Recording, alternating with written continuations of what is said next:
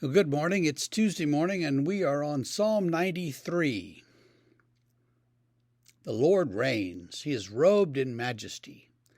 The Lord is robed. He has put on strength as his belt. Yes, the world is established. It shall never be moved.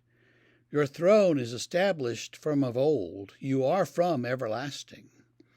The floods have lifted up, O Lord. The floods have lifted up their voice. The floods lift up their roaring. Mightier than the thunder of many waters, mightier than the waves of the sea, the Lord on high is mighty. Your decrees are trustworthy. Holiness befits your house, O Lord, forevermore. So this short psalm is talking about how the world is as if it is the robes of God's majesty. Now think about the ancient world. The ancients living in the world understood the world as solid and permanent. It's there, right?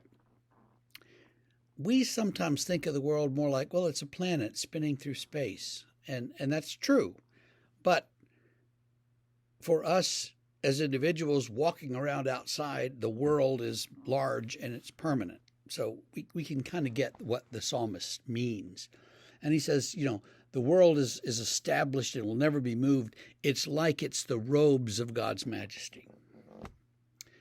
The floods have lifted up. Now, we need to talk about ancient cosmology a little bit. The ancient world believed, and this was common across all the cultures, they tended to believe that the world is a kind of bubble, and it exists in a much larger, indefinite, infinite, sort of unknown thing of water.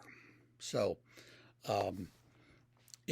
it floats on the water, and there's a bubble over it that keeps the water out, except when it lets the rains in.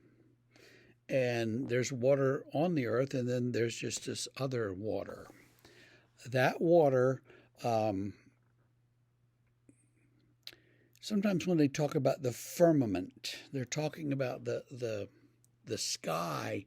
They're envisioning it like we would if it was a plastic sort of shell. Imagine that we set up a colony on the moon. Well, one of the things we would have to do is have some sort of shell or barrier or something to hold in the water, hold in the air so that it doesn't just float away, and so that we can function inside this covering. And you see that in various movies in various ways. The ancients thought of it as there's the sky and then there's water above it. And so sometimes when they're talking about the ancient waters, they're talking about waters that are out there.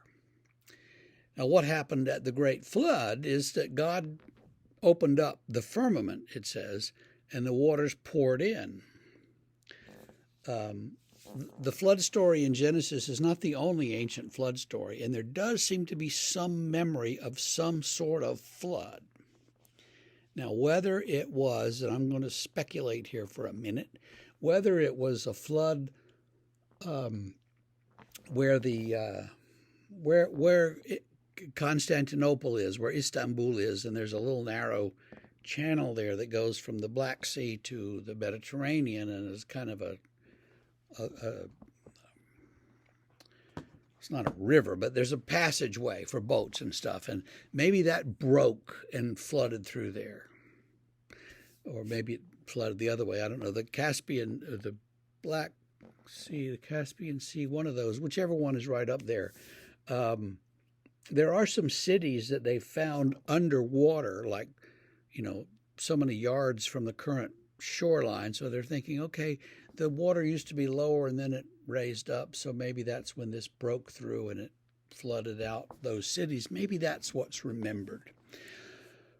Or maybe it was the Mediterranean itself, that when it broke through the rocks there at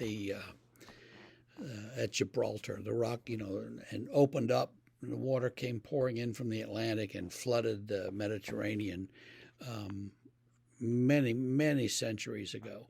Maybe it was something much more local that devastated a city or two and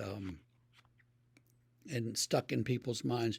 Maybe it was really truly a global flood. We don't know. Maybe the water in the atmosphere just all of a sudden came down and Earth was more like Earth than like Venus.